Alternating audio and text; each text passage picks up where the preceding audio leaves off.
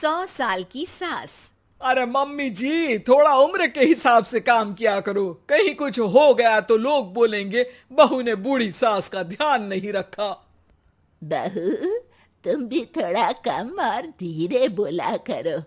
कहीं चिल्लाते हुए कभी कुछ हो गया तो वही लोग बोलेंगे 100 साल की सास भली चंगी बैठी है और बहू बेचारी चलती बनी।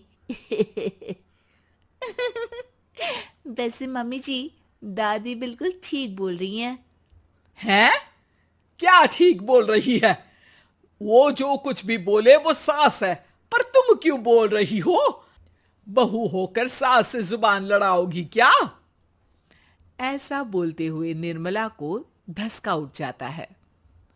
कहा था ना, मत चिल्ला मत चिल्ला।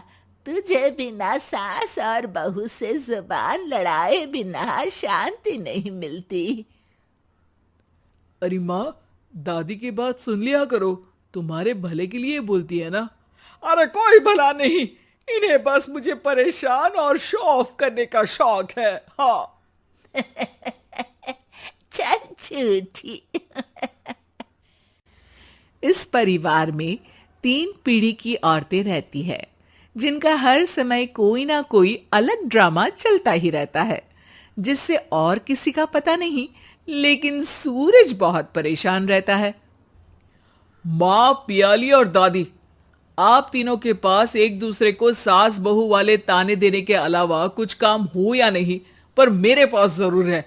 इसीलिए पियाली, जरा लंच ले आओ, मुझे ऑफिस भी जाना होता है। इस पर पियाली सूरज को लंच देती है और वो ऑफिस चला जाता है, जिसके बाद तीनों एक बार फिर अपनी बातों या कह लो कि नोक-झोंक में लग जाती हैं।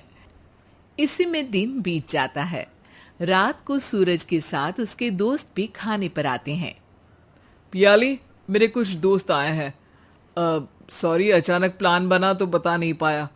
तुम जल्दी से डिनर बना दो ना। अरे वाह रे आलसी माँ की आलसी बेटी, पहले बिना बताए दोस्तों को घर ले आओ, फिर बोलो जल्दी से डिनर बना दो। इतनी जल्दी है तो खुद बना लो। अरे माता, सब बाद में दिखा देना, अभी खाना बना दो ना प्लीज। ऐसा बोल के सूरज दोस्तों के पास जाकर बैठ जाता है और पियाली डिनर की टेंशन में अपनी सास के पास पहुंच जाती है, जो अपने कमरे में आराम कर रही होती है। मम्मी, सूरज अचानक दोस्तों को घर ले आए हैं, क्या करूं अब? कुछ ऐसा बताओ ना जो जल्दी बन जाए और सर्व करते हुए भी अच्छा लगे।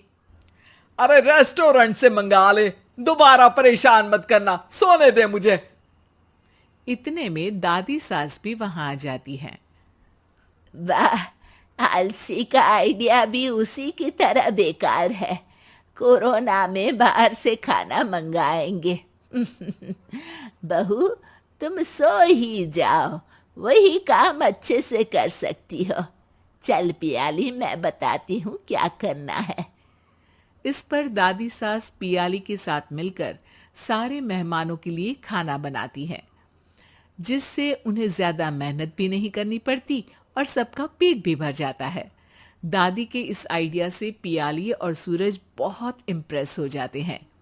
दादी, क्या यही खाना आपकी इस उम्र में इतना एक्टिव रहने और एंडलेस लाइफ का राज है? वैसे दादी ने आज तक राज किसी को बताया नहीं। इन्होंने ससुर जी तक को नहीं बताया, तभी तो वो ऊपर पहुंच गए और ये अभी तक यही है। तेरी सास मेरे ऊपर पहुंचने का ही इंतजार कर रही है, पर इस आलसी का ये सपना पूरा नहीं होने वाला। क्यों जी, अमर होने का वरदान लेकर आई हो क्या? अमर का पता नहीं, पर लगता है तुझसे लंबा जरूर जी लूंगी। इससे पहले कि दोनों सास बहू में कोई बहस शुरू होती, पियाली बीच में बोल पड़ती है। ठीक है, आप दोनों लड़ क्यों रही हैं? हम तो चाहते हैं कि आप दोनों हमारे साथ हमेशा रहें। पियाली की बातों पर दोनों शांत हो जाते हैं और उनकी लाइफ पहले जैसे चलने लगती है, जहां दादी सुबह जल्दी उठकर कुछ न कुछ काम करते हुए पूरा दिन बिताती है, तो वहीं निर्मला और पियाली लेट उठने से लेकर धीरे धीरे आलस में काम करना और जब मर्जी सो जाने से अपना दिन बिताती हैं। एक दिन निर्मला की सहेली उनके घर आती है। अरे क्यों रे निर्मला, कैसे चल रही है जिंदगी? सब बढ़िया, बस ये बुढ़िया ऊपर जाए तो ज्यादा अच्छा होगा। अरे ऐसा क्यों बोलती हो? तुम्हें तो उनसे सीखना चाहिए, वो बहुत फुर्तीली हैं। मैं उन्हें रोज मॉर्निंग वॉक करते हुए देखती हूँ, और वहीं तुम और तुम्हारी बहू हैं जिन्होंने शायद सुबह का सूरज आज तक देखा ही नहीं होगा। सहेली की बात सुनते ही निर्मला भड़क कर चिल्लाते हुए पियाली और अपनी सास को वहां बुलाती है, जिनके साथ सूरज भी वहां आ जाता है, और ये सब देख सहेली वहां से चली जाती है। अरे सासू माँ, आपको हमसे क्या दिक्कत है? अब तो मेरी सहेलियां भी आपकी वजह से मुझे ताने देने लगी है। मम्मी जी, कुछ तो लोग कहेंगे, लोगों का काम है कहना, आप इग्नोर करो ना। अच्छा वैसे महारानी, वो तुम्हें भी वही सब बोल रही थी? है? मैंने क्या किया? अरे किलस क्यों रही हो? अब तो समझो और अपना लाइफस्टाइल सुधारो। ओ मोरी मैया, अब हमारा लाइफस्टाइल भी खराब हो गया क्या? आपका तो हाई फाई है ना, बस उतना ही ठीक है। तुम लोग हमेशा पूछते हो ना कि मेरी इस उम्र और अभी भी इतने एक्टिव रहने का राज क्या है, तो वो ये लाइफ स्टाइल ही है जिसे हाई फाई नहीं पर सिंपल कहते हैं। दादी, अब कहना क्या चाहती हो? यही कि मैंने अपनी जिंदगी में बहुत किताबें पढ़ी हैं, जिनमें एक किताब से मुझे ये समझ में आया कि हम कितने गलत तरीके से जिंदगी जीते हैं। उसी के बाद मैंने एक अच्छे जीवन के लिए इकिगाई रूल अपनाया, जिसका मकसद तो सिर्फ अच्छा जीवन जीना था। इतना लंबा कैसे जी गई मुझे खुद अचंभा होता है।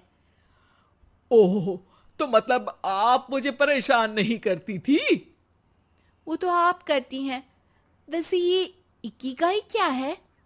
थोड़ी रिसर्च खुद भी कर लो आलसियों, सब मैं ही बता दूं क्या?